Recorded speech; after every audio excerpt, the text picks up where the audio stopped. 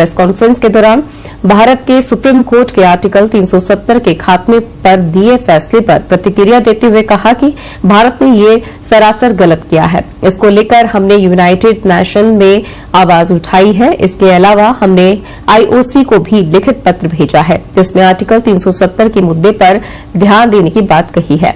हमने लिखा है, भारत के सुप्रीम कोर्ट ने 370 को हटाए जाने वाले फैसले को सही ठहराया है। इस पर सारे मुस्लिम देश को विचार करने की जरूरत है कि भारत किस तरह अंतर्राष्ट्रीय नियमों का उल्लंघन कर रहा है। अब इसके ऊपर यकीनन बहुत से लोग जो पाकिस्तान में हाफिज सईद को सपोर्ट करते हैं वो यकीनन नाराज होंगे और कहेंगे नहीं जी, हम कैसे अपने किसी सिटीजन को भला दे सकते हैं। मगर बहरहाल देना तो होगा और देना भी चाहिए। अब भारत की तरफ से डिमांड की गई है। भारत ने पहले भी कहा था कि पाकिस्तान से तभी बात होगी अगर पाकिस्तान जो है टेररिज्म को छोड़ेगा, टेररिज्म का साथ छोड़ेगा, तभी ट्रेड हो सकेगी, तभी बातचीत हो सकेगी। पाकिस्तान बहुत ज्यादा इंटरेस्टेड है कि भारत के साथ बातचीत हो। पीपल टू पीपल कांटेक्ट तो खैर चलता ही रहता है। आम लोग जो है वो तो आपस में बातचीत थोड़ी बहुत किसी तरीके से कर लेते हैं और उनका कोई लेना देना भी नहीं होता पॉलिसी मेकिंग में या किसी और चीज में।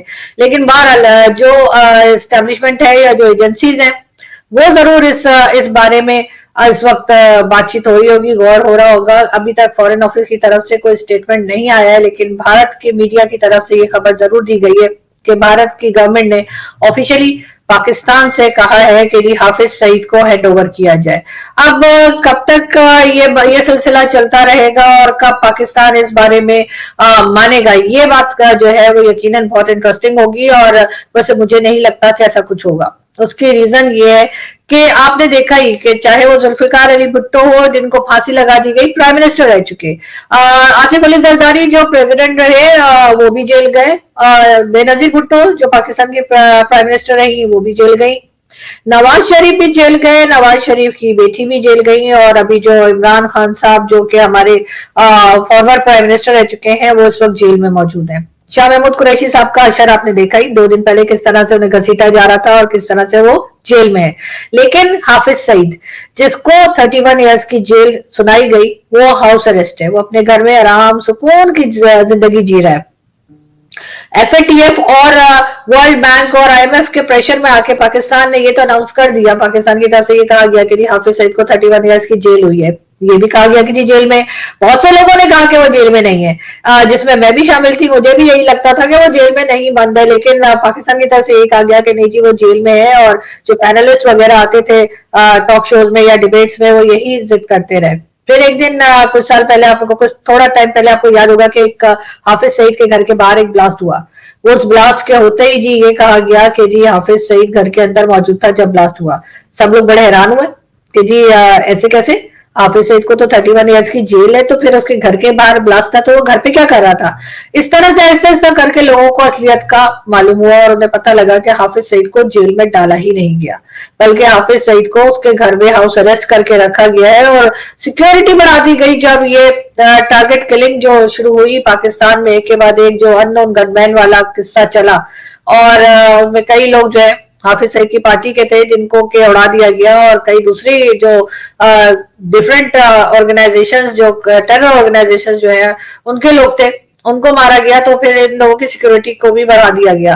अब ये भी कहा गया कि जी पता नहीं ये कौन है, आता है और मार के चला जाता है। कई बार कहा गया कि जी हो सकता है कि ये कोई अफगान सिटीजन है जिनको के भारत इस्तेमाल कर रहा है और भारत की गवर्नमेंट की तरफ से या भारत की एजेंसीज की तरफ से, रॉ की तरफ से जो है इन लोगों को, अफगान सिटीजन को इस्तेमाल किया जा रहा है पाकिस्तान में टारगेट किलिंग के लिए। खैर अगर ऐसा भी हो रहा है तो बहुत अच्छा हो रहा है, क्योंकि इस किस्म के लोगों को मार ही देना चाहिए जिन्होंने बेशुमार लोगों की जानें ली हों।